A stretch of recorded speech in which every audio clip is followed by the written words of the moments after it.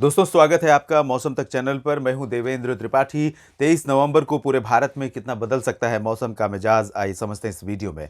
इस समय जो डिप्रेशन बना हुआ था बंगाल की खाड़ी पर और एडजॉइनिंग कोस्टल रीजन पर, वो कमजोर हुआ है और धीरे धीरे लैंडफॉल कर चुका है। और इसका असर अब दक्षिण भारत के क्षेत्रों में एक्सट्रीमली हैवी रेन के रूप में, साथ ही साथ तेज हवाओं के रूप में देखने को मिल रहा है। दक्षिण भारत में उत्तरी तमिलनाडु और एडजॉइनिंग साउथ आंध्र प्रदेश, धीरे धीरे ये अंदरूनी हिस्सों पर बढ़ेगा और इसका जो ट्रैक रहेगा वो पश्चिमी दिशा में ही रहेगा, जिसकी वजह से मध्य भारत पर इसका कुछ बहुत असर देखने को नहीं मिलेगा। हालांकि इसके प्रभाव से बादल यहां पर सेंट्रल इंडिया में छत्तीसगढ़, ओडिशा और महाराष्ट्र के भी कई जिलों तक दिखाई दे सकते हैं, बादल छा सकते हैं। लेकिन ये बारिश देगा कि नहीं, ये कहना थोड़ा मुश्किल है। अगली स्लाइड में इसकी बात करेंगे। फिलहाल इस समय ये सिस्टम अगले 2-3 दिनों तक यहाँ पर सेंट्रल इंडिया के एडजॉइनिंग पार्ट्स जो साउथ के हैं और साउथ इंडिया के तमाम इलाकों को प्रभावित करता रहेगा। और इस सिस्टम के बाद एक नया वेदर सिस्टम सर्कुलेशन के रूप में 24 नवंबर के आसपास यहाँ पर बन सकता है। और एक के बाद एक ऐसा लग रहा है कि बंगाल की खाड़ी यहाँ से गोले दाग रही है और सीधे सिस्टम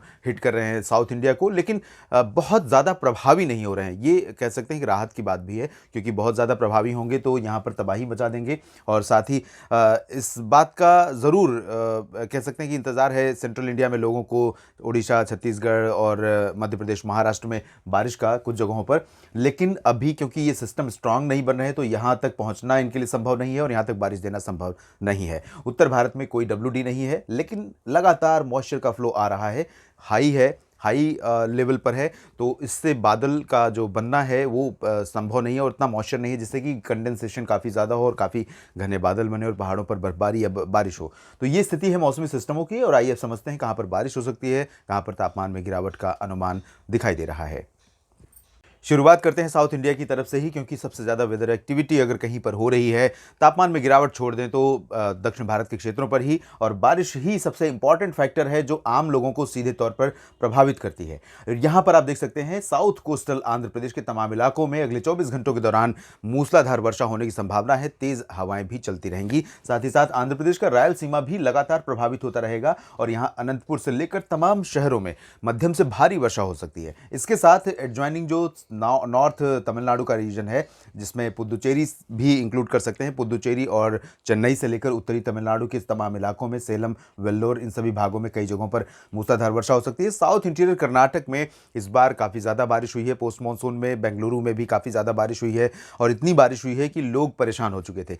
लेकिन अभी फिलहाल पिछले कुछ दिनों से थोड़ी राहत मिली हुई थी, लेकिन अब अगले 2-3 दिनों के लिए यहाँ पर बारिश का इंतजाम हो गया है। तो बेंगलुरु के लोगों को बहुत ज़्यादा सतर्क रहना होगा। यहाँ पर सामान्य जनजीवन पर यह बारिश थोड़ा सा असर डाल सकती है। बहुत ज़्यादा हो सकता है डिसरप्शन ना हो जिस तरह से पिछली बार हुआ था, लेकिन थोड़ी बहुत व्यवधान की आशंका यहाँ पर बनी हुई है। यहाँ पर कुछ इलाकों में लगातार रुक रुक कर हल्की से मध्यम बौछारें गिरेंगी, कहीं कहीं पर भारी वर्षा हो सकती है। और उत्तरी आंतरिक कर्नाटक के क्षेत्रों में, साथ ही साथ तटीय कर्नाटक और गोवा, केरल, इन भागों में भी कुछ स्थानों पर बारिश होगी, लेकिन बहुत ज़्यादा बारिश के चांसेस यहाँ पर नहीं है। सेंट्रल इंडिया की बात अगर करें तो साउथ ओडिशा, साउथ छत्तीसगढ़ और साउथ महाराष्ट्र के रीजन पर भी बादल रहेंगे। महाराष्ट्र के विदर्भ यानी चंद्रपुर से लेकर नांदेड़ और इधर सांगली, सतारा, कोल्हापुर, साथ ही साथ इधर अगर हम बात करें कोंकण, गोवा की, तो यहाँ पर सिंधुदुर्ग और रत्नागिरी के नीचे के हिस्सों पर बादल रहेंगे। लेकिन इन बादलों में बहुत ज़्यादा पोटेंशियल नहीं है, इसलिए बहुत उम्मीदें नहीं हैं। हालांकि इग्नोर नहीं कर सकते इस बात के लिए कि यहाँ पर भी चूंकि बादल जो है वो मीडियम और लो क्लाउड्स आ सकते हैं, ऐसे में थोड़ी बहुत वर्षा सांगली, सतारा और सिंधुदुर्ग, रत्नागिरी के बीच में कहीं कहीं पर हो सकती है। बाकी मुंबई, पुणे, अहमदनगर और यहाँ पर नासिक, नंदुरबार, धुले, जलगांव, साथ ही साथ अकोला, नागपुर, वर्धा, इन सभी भागों में पूरी तरह से साफ और शुष्क मौसम रहेगा। हालांकि हवाओं का रुख पूरे महाराष्ट्र पर बदला हुआ है, इसलिए तापमान में गिरावट का जो सिलसिला था वो थोड़ा सा थमेगा और फिलहाल इंतजार करना पड़ेगा हवाओं के रुख के बदलाव का। माफ़ कीजिएगा। उत्तरी ओडिशा, उत्तरी छत्तीसगढ़, इन भागों में उत्तर पश्चिमी हवाओं का असर रहने वाला है और यहाँ पर तापमान में और गिरावट होने वाली है।